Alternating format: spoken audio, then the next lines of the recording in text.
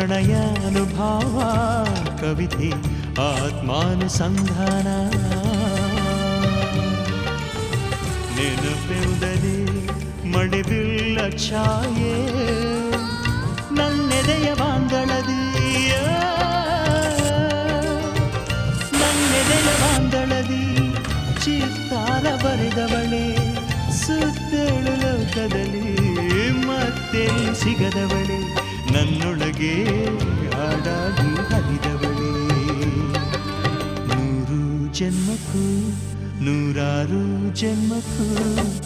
ನೂರು ಜನ್ಮಕ್ಕೂ ನೂರಾರು ಜನ್ಮಕ್ಕೂ